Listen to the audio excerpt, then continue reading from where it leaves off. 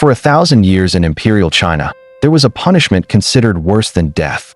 It was a sentence designed not just to end a life, but to erase a soul entirely. This is the story of Lingchi, the death by 1,000 cuts, and how it was engineered to shatter the body, the mind, and the very spirit of a person. But this isn't just a story about brutality. To understand Lingchi is to take a journey into the heart of a civilization, to confront its deepest fears about social order, its profound beliefs about the afterlife, and the way it used absolute power. It's a story that makes us ask some unsettling questions about justice, cruelty, and the lengths a government will go to maintain its dominance. We'll explore how this punishment, born from a unique legal and philosophical world, became a spectacle of ultimate terror, a tool of political backstabbing, and finally, a haunting image that shocked the world and forced a nation to confront its past. From its earliest appearances to its final, photographed moments in 1905, the history of Lingchi is a dark mirror reflecting the complexities of human nature itself. To understand something as extreme as Lingchi, we have to understand the world that created it. This wasn't random violence. It was a calculated instrument of law and social control, refined over centuries. While its first mentions may date back to the Qing Dynasty, the practice was formalized and rose to prominence during the Song, Ming, and Qing dynasties, starting around the 10th century. It remained a terrifying fixture of the Chinese penal system for nearly a millennium. The Chinese legal tradition, one of the oldest in the world, was built on a clear, if harsh, logic. For every crime, there was a specific punishment. These penalties were meticulously graded, designed to reflect the severity of the offense not just against a person, but against the entire cosmic and social order. Lingchi sat at the very top of this pyramid of pain. It was reserved for crimes considered so awful they threatened the very foundations of civilization. The main one was high treason. Any act against the emperor, the son of heaven, was seen as an attack on the celestial order that kept the universe in balance. But the list also included deeply personal betrayals that tore at the social fabric, killing one's parents, a horrific violation of filial piety, which was the bedrock of Confucian society. Also on the list was the murder of one's master or employer, an act that undermined the rigid social hierarchies believed to ensure stability. In 1542, a group of palace maids who tried to assassinate the Jiajing emperor were all sentenced to Lingchi, and their mutilated bodies were put on public display as a terrifying warning. The philosophy behind this was deeply rooted in Confucianism, which structured society through a series of relationships: ruler and subject, father and son, husband and wife. A crime like patricide wasn't just murder, it was an act of cosmic rebellion. The punishment, therefore, had to be just as cosmic. It couldn't just be death. It had to be an unmaking, a public dismantling of the offender to show the catastrophic results of tearing the social fabric. The number of capital offenses in Chinese law changed over the dynasties, sometimes numbering in the hundreds. But Lingchi always remained the ultimate penalty. Its use wasn't limited to China. The practice also spread to Vietnam. While European powers were practicing their own forms of brutal execution, like being drawn and quartered, Lingchi would eventually capture the Western imagination as something uniquely horrifying. Yet, to the dynasties that used it, Lingchi wasn't senseless barbarism. It was a necessary, if terrifying, tool for preserving order. The message was crystal clear. Some lines can't be crossed, and for those who dare, the consequence isn't just death, but complete and utter annihilation. The popular name, Death by 1,000 Cuts, brings to mind a picture of frenzied, chaotic violence. The reality of Lingchi, however, was often something far more chilling: a slow, methodical, and highly orchestrated procedure. It was a piece of state-sanctioned theater, performed in a public square for maximum visibility and psychological impact.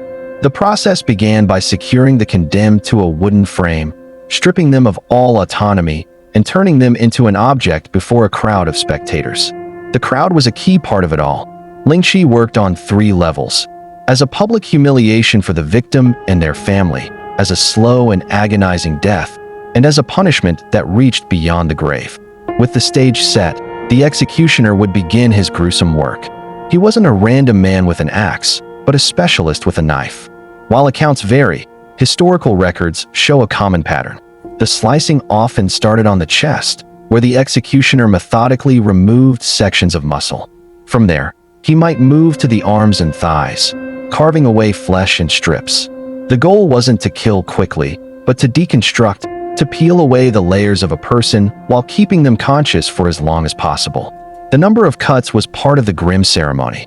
Tales and legends speak of over 3,000 cuts carried out across 3 days, but this is likely an exaggeration.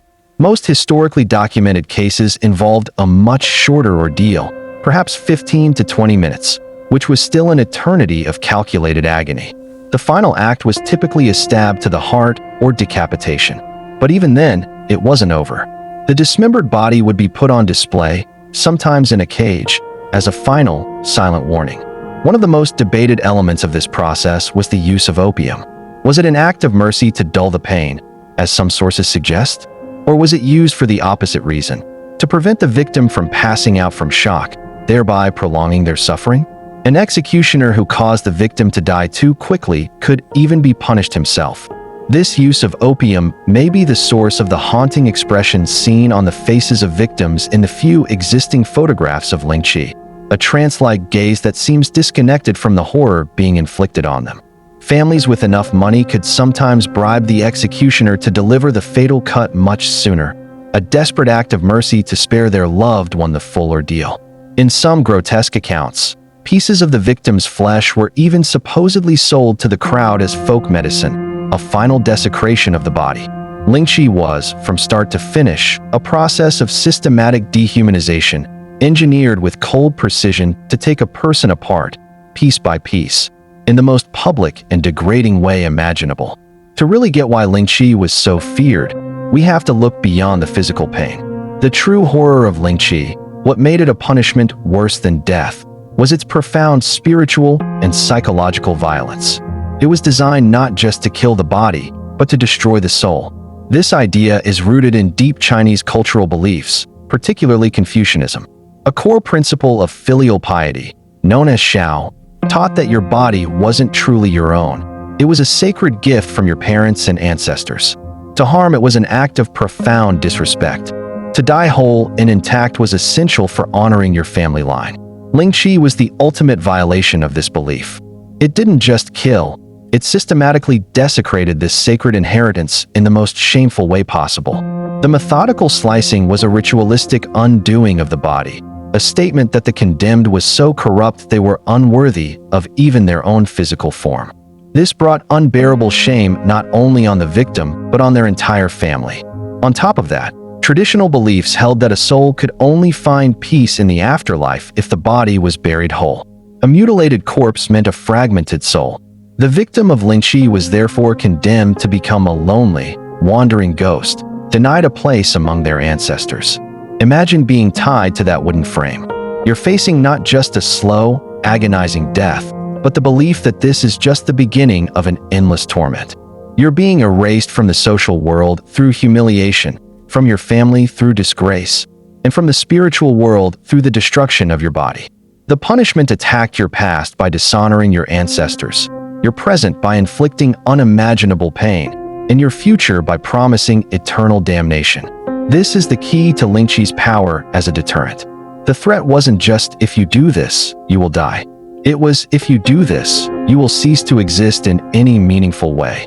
You will be erased from humanity and the cosmos.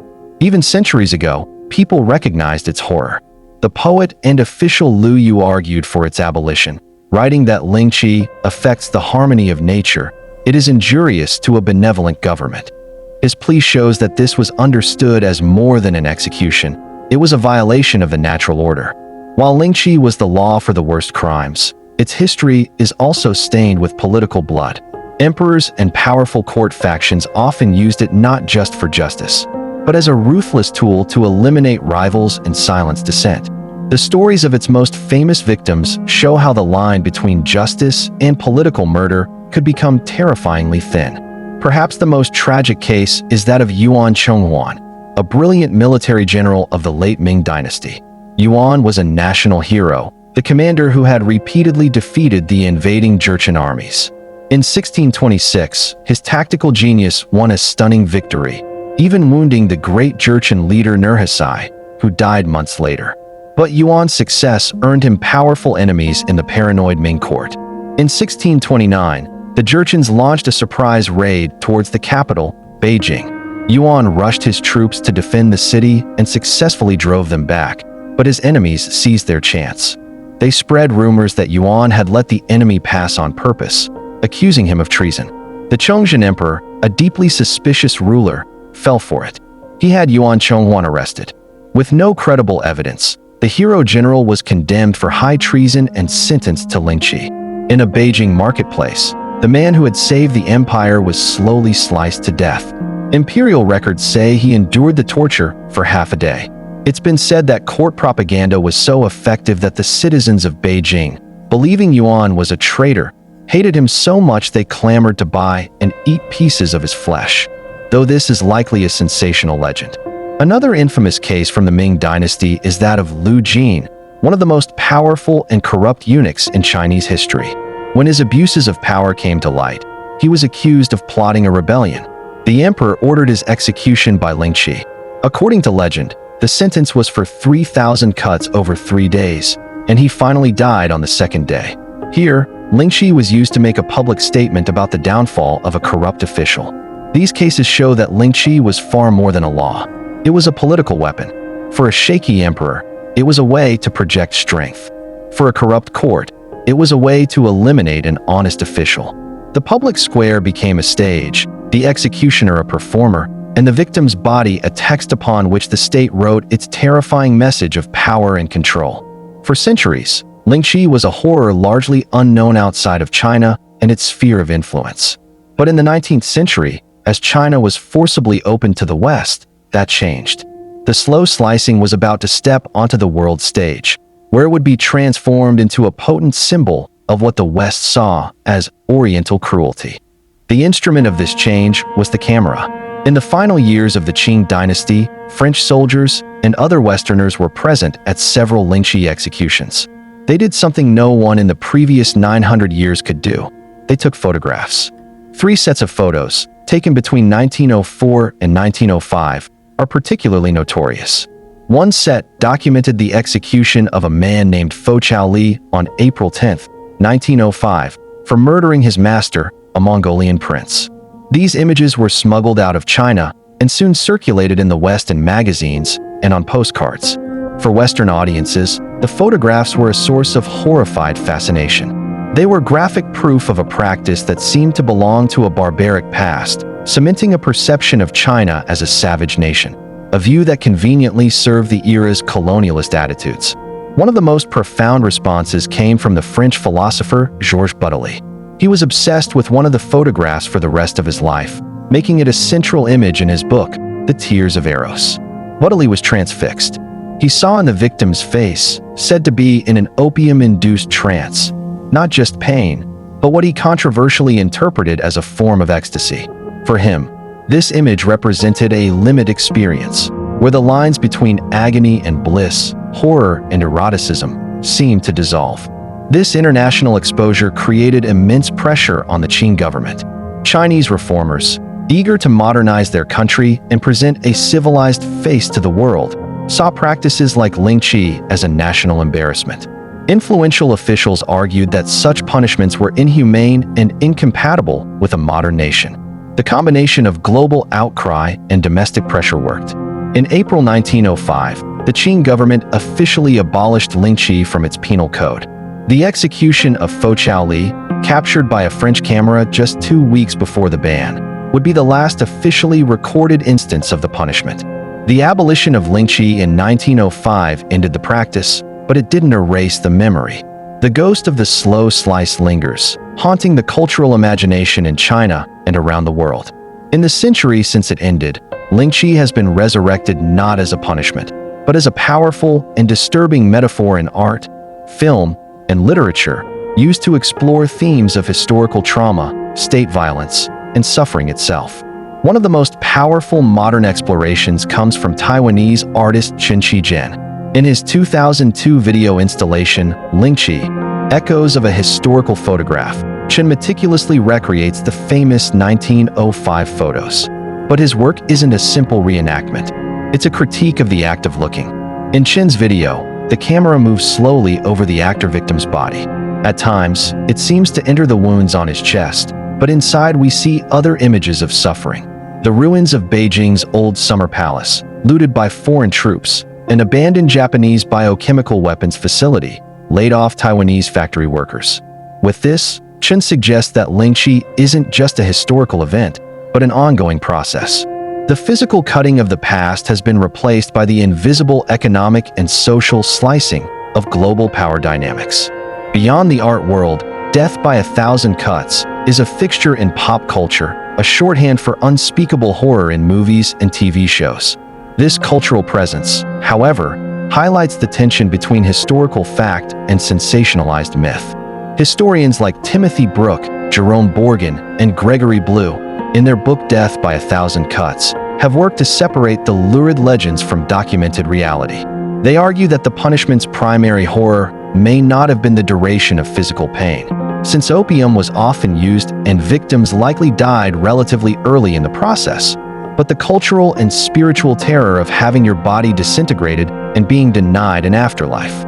We've followed its journey from a legal punishment for crimes that tore the social fabric to a political weapon used to eliminate heroes like Yuan Chongwan. We've seen how its true terror was not just physical, but spiritual, violating the deepest cultural beliefs about the sanctity of the body and the soul.